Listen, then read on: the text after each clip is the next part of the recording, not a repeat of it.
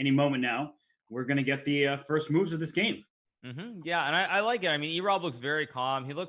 He's got good posture. He looks a lot calmer, a lot more at peace than he did, I think, in the previous part of it. And he plays the French. Okay. So who did Erob take lessons with off stream? Maybe Botez? Is that possible? He definitely did not. He has not been streaming that much. So, okay, who did he take lessons with? Because the French, that leads me to Alexandra. If I have to blame anybody for a bad light square bishop, Alexandra feels like the person. I mean, maybe it was it could be Hans, because Hans gave him a lesson before his first game against Fuseli, maybe. But I mean, it would be kind of odd for him to be remembering this, because that was already what, like, no. Queen. No, but maybe Charlie doesn't see it. Charlie just sat back in his chair like he was like confused. Charlie might not know. Wait a second. This could be brilliant by Erob. Well, we can actually listen in to Charlie right now. So let's do that and hear his thoughts about this position. Take knight. He takes with queen.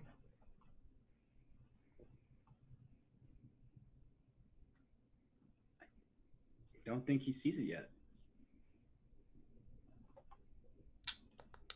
He's very quiet. Know what that's worth.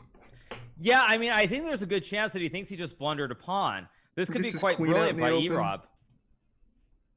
I think I have to take it. Oh my gosh. I'm already taking a lot of time. He knows he has to take the knight. So he has that. Okay, so someone in the chat says he was doing I can just do this. I almost forgot. The wrong move order. Well, no, I can't. He's still just going to make this. Go, Erob. Come on, man. Come on. Let's bring home the W. I'm just going to try and get a little wacky. I just gave up that bishop like an idiot. Okay. He's just gonna. He can't take. Okay. Still very, very, very, very messy. Like, I mean, I'm playing like both players players are very likely to make mistakes here because they're sort of unfamiliar. And the other thing is the way the position is with where the pieces are. There's like the pawns. There aren't any pawns in the center of the board. So I think this is I really think this is anyone's game. Yeah, I mean, this mistake, this bishop b5 check, it's an understandable one. He saw the knight and the queen on the same line, and so he wanted to move the piece out the way. But if we just go back for that half second, knight takes d4 first, queen takes d4, then bishop e5 checks the king and wins this queen on d4 by 4. So right plan, wrong execution. And then Erob, sometimes these backwards moves, in this case, knight back to capture, are hard to find. And so he didn't do it. And after c6, then Charlie took on. What? I think he forgot that the queen was now attacking the square. Something? So am I in danger with this? We got a transposition to knight takes d4, queen takes d4 first, but through very different means. And we're listening to Charlie again. Oh. Yikes. And Charlie's too quiet for my liking right now, because usually he's got a lot to say. Now he's I mean, you know what I think is maybe with Charlie, he actually realized he did the wrong order, and then he realized that he got lucky that Erob did this order. So he's now, I think maybe he's like kind of hesitant because he realizes that he did the wrong order. So I think he might just be a little bit rattled. But again, he is up one queen here for one bishop, so he should. My senses are overloaded. I'm getting a phone call. I don't know what I don't know what this play was, and now I'm confused. You can tell from the way he's talking that he's a little bit unsure of himself. Stick with what I know. This is open. There's nothing defending this, right? Am I missing anything? Hanging, but then like Erob hung the queen. But I still expect him to find some good moves here. I think this should be pretty straightforward. Yeah, and he was saying that he senses are overloaded. He's getting a phone call. But he's up a queen. So he said, I should just follow my instincts. And he took this pawn on f6. Now his queen's attacking this rook. And I think he'll try to go for some sort of checkmate with bishop to g5 and get the queen next to the king. It's just a very quick attack. So it's a queen for one minor piece, but not nearly enough compensation for Erob. Yeah, I mean, I think as long as Charlie castles the king, I don't really see how he can it doesn't look like there's enough compensation for Erob here. And bishop g5 is already, I think, very close to winning. So it's a very tough spot to be in for Erob. For sure. And for Charlie to be able to win this game very quickly, I think that should help his confidence, because I have watched his streams, not necessarily while he's playing in the PogChamps, but when he's just playing chess on his own. And there are times where I feel like he gets a little rattled and he just questions his judgment. But he actually is quite a strong player. He's really improved. And well, here's an interesting moment. Erob attacks the queen. If it goes to g5, Hikaru, maybe we'll see Erob with the discovery with this rook and bishop on the g file, move the bishop out the way, and then win this queen on g5. Right, and that would be well, it would actually be probably a better transition, I think, for Charlie, because there would be one less piece on the board. But in general, yeah, I think it's just a matter of getting the king out of the center of the board, and Charlie should be doing fine. Now here, Erob should play bishop to d7 and gambit the pawn on b7, hoping that Charlie doesn't see it, because really the only thing that Black has here is the two bishops. So you need to try and create some threats, even if it gives up material. Yeah, it's a good point, especially because every player misses a tactic here and there, and bishop d7, maybe Charlie will think, okay, he's just developing, and forgets that the queen is eyeing this pawn on b7. And as you said, if that bishop gets to c6, now we're starting to get chances for Black. So, right, exactly, yeah. And well, Erob thinking he plays bishop d7. Good move, very good move. I like it. I like the. I actually, you know what I like as well when I'm looking at he saw it.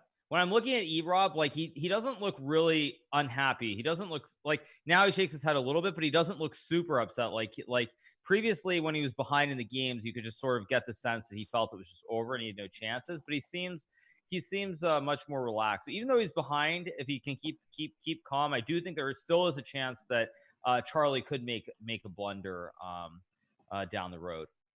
Yeah, that's true. And well, queen takes b7 is step one in the right direction for Charlie. He gets rid of this pawn, which also stops this bishop from coming to c6. So that's the real problem, is it's down a queen, Erob is, and he can't coordinate his pieces. Rook c8's a good move, getting the rook to the open file. And very eventually good move by Rob. He wants to play bishop c6, but Hikaru, this rook on c8 needs that bishop's defense. So unfortunately, Black is going for the right plans, just not enough material and not enough protected pieces to be able to make it work. Right, yeah. So I think in general, I mean, again, the main thing that Charlie needs to do here is just get his king out of the center of the board with these pawns in front of it. His king will never be able to come under attack. And once he does that, I think it's going to be very hard for Erob to create threats against the king, and then he can bring the rooks to the open files. So it seems like it should be pretty straightforward, barring a big mistake. Now c3 is fine. Again, I would have preferred if he castled the king, but still, the game goes on. Right, and there is some faint hope of eventually playing bishop c6, but not with this rook undefended. That's the real issue here. And if Black were castled, then bishop c6 would be great. And look at that move, king e7. I like it. Yeah. It's I mean, again, you still don't have the threat of moving the bishop to c6, but nonetheless, Charlie is using a fair amount of time. He's not moving super quickly, so again, we need to see what the next couple of moves present. If Charlie finds probably 3 to 4 good moves, I think he's almost certainly going to win this game. But you never know. Players have made mistakes in other games, and bad things have happened. So you never know, and that's why we're watching this. For sure. And there's the empty Frappuccino on the king side without this bishop on g2. So maybe Charlie would be worried. The empty Frappuccino. Box calls it the Frappuccino instead of the fianchetto. No. Okay, dude. Whatever. Everybody's got a different name for this. I don't even know what it's like. Everyone has a different name. I think I've heard hut. I've heard hat. I've heard sniper's nest. I've heard the empty Frappuccino. Like, I've heard everything now. I've literally heard everything. He calls it the Frappuccino, but it's empty. So I figured I'd call it the finished Frappuccino. Let's call it that. Or not. Okay. We don't have to. Are you doing a takeout on the fianchetto, or are you doing a takeout on like the actual drink? So because fianchetto was obscure to Albert, he started calling it Frappuccino instead. Okay. All right. Okay. Because I was trying to see the formation. It didn't look like a coffee cup. But yeah, no. It's all good. It's all good. Yeah. Okay. All right. I'm just hyped up on that much sugar from my Frappuccinos that now I see it everywhere. No, it's just right. Exactly. Yeah. Yeah. Exactly. Oh, so queen takes on a7. Charlie is just eating everything that's put in his path, and maybe Erob should just keep going after Charlie's queen. Feels like. Yeah, I mean, I think rook a8 would be the best try here. Again, it's a very tough position. I mean, just you're already down a queen here, so it's going to be very difficult. But I think he needs to keep attacking the queen if he can. Yeah, and let's go back to Charlie to hear his thoughts to see how he's handling this position, especially right now. And E-Rob realized immediately that he blundered. You saw him shake his head and go He's back. now just cut off the rook from being able to take back when I take his rook. Again, this is the one good thing that I was going to say is when it's a best of 2 and not a best of 1. Now I earn 2 rooks. What happens is that basically you have a chance. So like normally, and this is what I like, is that if this was best of 1, it'd be like, oh man, like I lost the game. This is it. Like, you know, I feel so unsatisfied. He saved one rook. Because it's best of 2, you get E-Rob is going to get a shot with the white pieces in game 2 to start the comeback and the redemption arc. For sure. And we have Charlie on right now. He saw that capture right away. He realized that that'll move his king away from his bishop, which I still can't take. And yeah, I think yeah, and by the way, since I do have the chat open, this is best of 2. It's not best of 1. The players have agreed to play 2 games. That'll so they force him to drop his king back one more time. So yeah, and queen c7 here is leading to a forced checkmate. So I think at this point, yeah, it's just about over. But as I said, there's going to be a second game, so E-Rob will have a chance in the second game with the white pieces to try and mount the comeback. He certainly will. And I mean, Charlie, we still have him up here. He saw queen c7. He's thinking that this also wins him a bishop because the king. Then I take his bishop. The last rank, but as you're puts pointing him in out, check again, which is going to force him up. Right. Exactly. Actually, can I win? And I assume honestly, Charlie I'm tempted to accept the draw. He has been doing a lot of puzzles. I kind of want to. But you see, does E-Rob realize it's best of 2? Because he just offered a draw. Pushing a rook up right now puts him in check one more time. Best of 2 or not?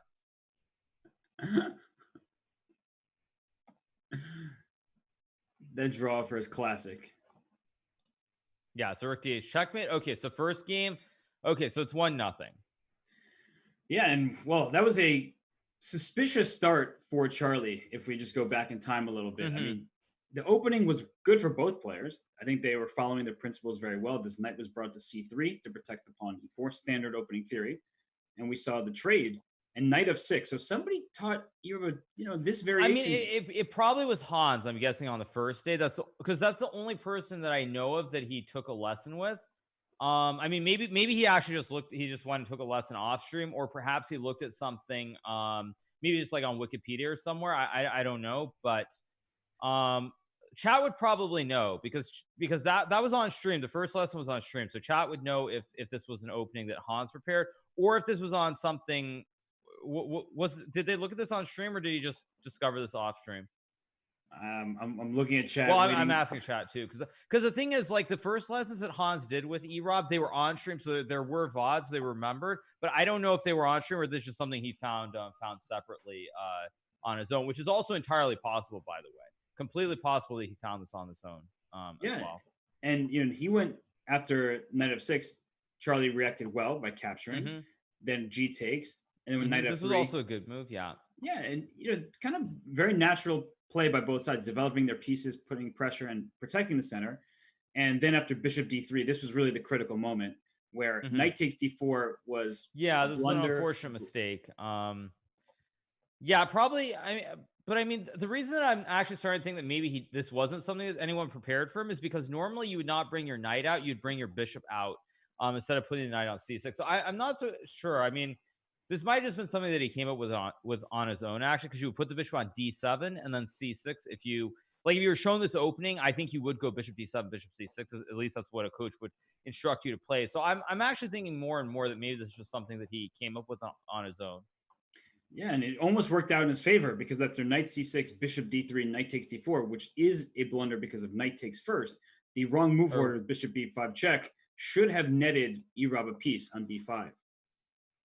Okay, although I see a certain grandmaster in chat is saying that he prepared Charlie for this line. So maybe E-Rob did play this in a previous game, perhaps, and maybe that's so maybe this was not his first time playing this opening, and I was just unaware of the game that E-Rob played, because it seems like this is something that was prepared. So maybe E-Rob had already looked at this opening before.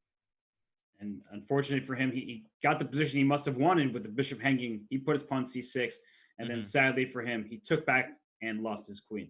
Right, and then it was just then there was nothing really that he could do there. Well, let's get this next game going because I'm sure Erob wants his revenge, and we'll see what he's prepared with the white side because clearly he's worked on his openings, as you said, like either by himself or with one of the coaches. But it feels like he may have something up his sleeve and quickly bust out e4. So far so good. I mean, he'll. Whoa! Oh! Woohoo! Whoa! Hey, Hikaru, is he going for the 4-move checkmate? You know a little something about Queen H5 early, don't you? Come on, Bishop C4. Come on. Good developing move, but you want to go for the checkmate immediately. Bishop C4 hits F7 the second time.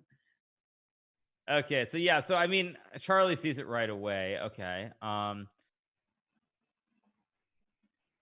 And okay, he thought for a little bit, so I was wondering if he would retreat the queen aware too. He brings it back to F3, but the problem with this square is now this knight can come into D4 with another tempo on the queen, and right, and this could get very ugly very quickly since Erob confused the move order. But Charlie plays Bishop C5, which also I like because he's sticking to the principles. Which is very important. Like as you're playing against better players in the bracket, it's going to be important. The principles are going to matter more than actual tricks because people will see the trick ideas. So I like that he's following principles and still developing the pieces here. Yeah, he's getting himself ready to castle. He's fended off any sort of checkmate threat on F7. And if you're Erob, I guess now Bishop C4, should be played, but it does feel a bit too slow because earlier Bishop C4 would have had the tempo attacking F7. Now F7 is guarded because the queen is blockaded on the F file. So, Hikaru, what kind of moves would you suggest for Erob here? I mean, to complete his development, but what kind of setup should he go for? Probably should bring the bishop out to C4 and then try to develop the knight and get the king out of the center. It's a tough position though. Okay, he goes knight D5. Yeah, I mean it's not a bad move per se. The one thing I like about what's happening is that is that basically white is trying to attack towards the king side, I guess. The problem is that white is sacrificing a lot of development here because black can trade the knights and then start attacking the white queen going all over the board. So I don't mind this, but the problem is that if Charlie remembers the fundamentals of like just following through with the development, there is a chance that this could be very ugly for Erob in a hurry.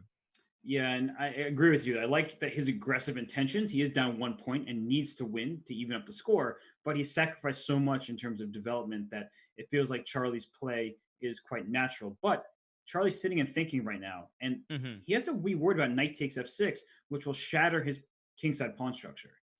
Right. So I think knight takes knight is a pretty obvious move, but I feel like based on what I think most of the coaches even shown the players or what they've seen, it's not kind of it's just not a normal sort of idea that you see right away. So I think it's just it's just a different kind of position, which I think is why Charlie is not so sure as far as what to do here.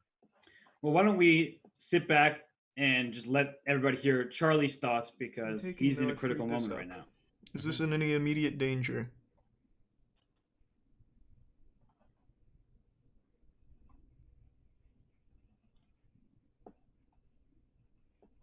I'm just gonna let this happen, to be honest. So I think I'm just gonna castle now. Well,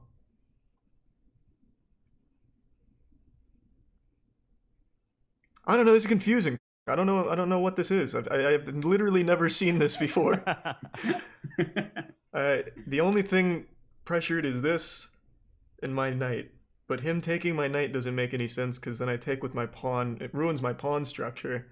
But he can't take it back or anything. I'm just going to develop normally. I don't know. Whatever happens, happens, I guess.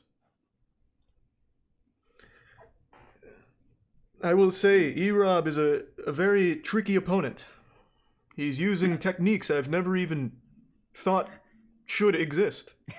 I took 2 minutes on that move.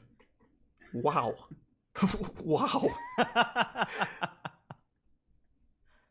I'm just going to stick with my normal plan. His self-awareness is really an all-time high. It is. Yeah, it is. Yeah, I'm surprised that he noticed that he used the 2 minutes.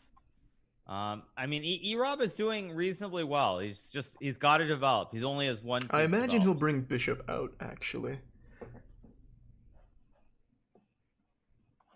Interesting. So, yeah, he thinks that now Erob will bring the bishop out, but he did notice that, well, and Erob took on f6, but Charlie noticed this. He saw this was going to happen, but he was so shocked because in his standard lessons, people don't use the same piece so many times. The knight moved twice. Right. I mean, this is one of the issues, of course, when you try to prepare players, is that if the players play something they're not used to, and I mean, this is what Erob did is not a good opening idea. But if you aren't aware of why it's not good and you haven't seen it before, it's very easy to get a little bit flustered and confused as to what is going on. So, I think that's one of the trickiest things when you're trying to coach some of these players, just for them to follow a basic idea, because when you see something very weird like this, it just doesn't really fit with the plan. But I think Charlie is doing fine.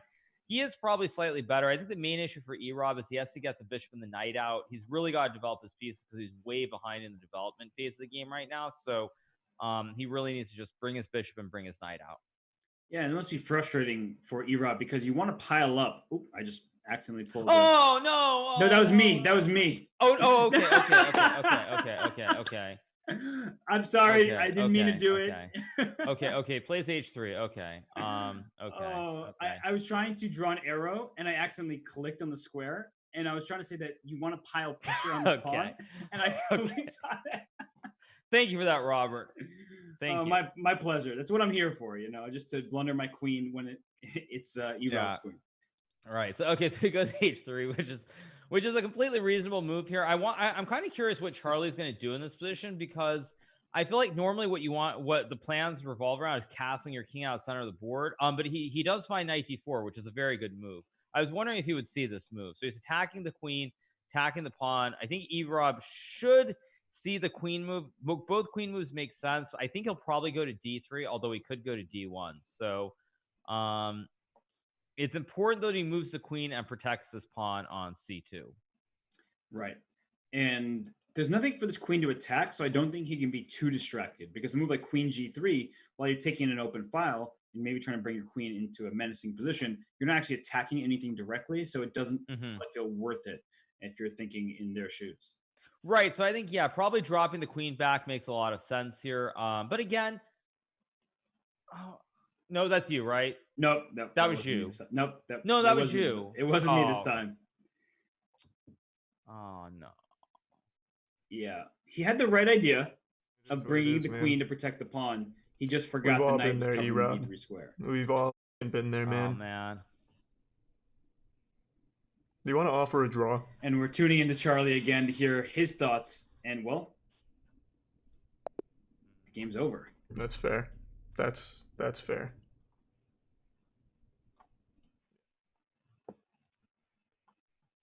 Oh, man. That's unfortunate. He just said he would have accepted a draw if it was offered, which wouldn't change the match score at all, obviously. Because but you hate to see it end like that, because Erob moved the queen out of the attack, and he just had to move it over to c3 or d3. Unfortunately, moved to b3, and very, very difficult. Obviously, very, very tough match for Erob, considering that the first game, probably for one move, he was winning the game. So very, very, very tough for Erob. And I feel like I accidentally cursed him. So I'm going to take partial blame here because of my misclick. Yeah, I mean, I think it was difficult. I mean, he's going up against Charlie, who's put in a lot more time. Obviously, Erob's been busy with other things, which of course are far more important. But I think the fact that Charlie's put a lot of time, he came with some basic setups, and Erob he didn't have a basic opening setup, it felt like, at any point in this tournament. It really, I think, affected him in a negative way, I would say. For sure. And, he did have some good ideas. Like, he was coming up with a unique approach to this game. And at this critical moment here, he had the right idea. Just unfortunately, he must have forgotten that the knight also hits b3. He was so focused on f3 and c2 that sometimes you just forget that this third square is also under attack. Right, exactly. Yeah. So, I mean, very, very, very difficult couple of games for Erob. But again, I mean, I thought that he played reasonably well for the first 10 moves or thereabouts in the first game. And he had a chance if he had taken this bishop with the knight Oh, did he misclick? Oh no, don't tell me he misclicked. Someone in chat said he actually misclicked, but I don't know if he did. Well, But he wasn't streaming, so I don't know how anybody would know. this is true. This is true. Yeah, good point. At any rate, very difficult. Very tough for E-Rob, but certainly, I mean, I think you keep your head high. And just I think the takeaway is he did get that one win against Voyboy, and he did play well in that game against Voyboy specifically, who was one of the tournament favorites. And today in that first game, he had this one opportunity where if he had found this knight takes bishop move, he would have had great chances to win this first game, and maybe the whole match would have been different then. So I feel bad for E-Rob, but I hope that at least he learned something, and he had a good experience. You know, it was all about this sender knight today. It was 2 times a knight on d4 was what caused him grief. Mm-hmm. The first time it was his knight, and then a second time was his opponent's knight. But maybe just you when you're learning chess, you focus on certain parts of the board, and you just struggle to remember the knight because it goes in some weird ways. It goes to b5 and b3, and if you're already focusing the other side of the board, it can cause some distractions. Right, exactly. Yeah. So I think maybe that's the I mean, it's just difficult, but certainly I think if he gets a little bit more awareness, then perhaps in the future these mistakes won't happen. And even if he doesn't really play much more chess, as long as he tries to learn some of these basic patterns and he has a little bit of fun with it, I think that's more than you can ask for. So I think hopefully he had a good time and he enjoyed it. For sure. And we're going to go on a very quick break so that when we come back, we will have an interview with, at the very least, Moist Critical and hopefully also E-Rob. So stay tuned, everybody. We will be right back. And we are back, joined now by both Moist Critical and E-Rob. Congratulations, Charlie. That was a pretty great performance. Hey, thank you, man. I appreciate that. I can't take all the credit for it. It is, again, the prophet, Daniel Naroditsky. He pretty much predicted most of the moves E-Rob would make. He's got like the third eye. He's crazy, man. He can see everything before it happens. So I prepped. I knew what to expect and where to go. It's kind of like a real life cheat code. And E-Rob, what about you? It seemed like you had a pretty solid opening, especially in that first game. I misclicked. I was, you know how you right click and you can like show what move you want to do or Yep. whatever? I was trying to get rid of that. And so I just clicked and it moved me to B3. Where were you trying to go in that second C3. game? I wanted to go to C3 because I thought he was going to take my pawn and then split me. So get my castle or my king. Right. And I must take part of the blame here because I actually misclicked while we were doing coverage just a move earlier where I was trying to show you putting pressure on this pawn F6 and I accidentally misclicked and took it. So I get what happened completely. It's frustrating. So E-Rob, I actually had a question. The first game you actually were winning in the opening part of the game. I know, Robert, if you can show this position. Yep. I was kind of curious if in this opening you saw this move. One sec, keep going. If you realized that after this bishop check, you could have played knight takes bishop. I didn't see that. Oh, because if you had played that, you would have just been ahead by one bishop. My. Yeah, I had me sweating hard during stream. Are you serious? Oh man, that was greasing my ass real hard because you took a little while to make your next move. I was like, and then I just threw my queen away. Yeah. Now, the funny thing is, of course, Charlie, you were winning if you played the other order. I don't know if you realized this afterwards, but you could have played knight takes, queen takes knight, and then made the check. That's what I wanted to do because that was something that I was doing earlier in practice, and I think during the game, I went a little too fast. I mean, I don't know what's going on with the cell phones, but I got called like 5 times during it, and then I don't know, man. Attention was all over the place. I couldn't tell you what I was thinking. Yeah, and well, E-Rob, did you work with any coach because your opening was pretty good in this game? So I was wondering if I've been like just laying in bed because I have a baby now. Everyone knows, and she just falls asleep, and I can't really get on my computer and do anything else. And she'll start crying, and I got to take care of her. So I've been playing like 50 chess games a day on my phone. I just been sitting there all day playing chess. So I just been practicing and learning new things. That's awesome. And I mean, it's been working. I understand, of course, this match didn't go your way, but we were impressed by, it seemed like you were picking things up and your opening itself was a pretty good approach. And Charlie, we heard you were surprised by what E-Rob was doing. Yeah, I actually, a lot of the things we practiced were like, here's some potential mistakes to look for, which he didn't really make. The only thing that I didn't really get in the opening was taking with the pawn over there instead of the queen because it messed up your pawn structure. But everything else seemed like right in line with like the way to play the line. So, Well, to yeah. be clear, taking with the pawn is it is actually one of the better moves, but it's not something that I think most people would necessarily pick up on right away. So it was an okay move, but I think certainly it would surprise you because normally what you're being taught, I think, is not to stack the pawns one on top of the other. But yeah, so like E-Rob, I'm kind of curious. I know it was very difficult. Obviously, first of all, congratulations on Thank you. having a baby girl. But did you sort of like, did you feel pressure today, or were you just kind of going in and trying to enjoy the game? I don't even know.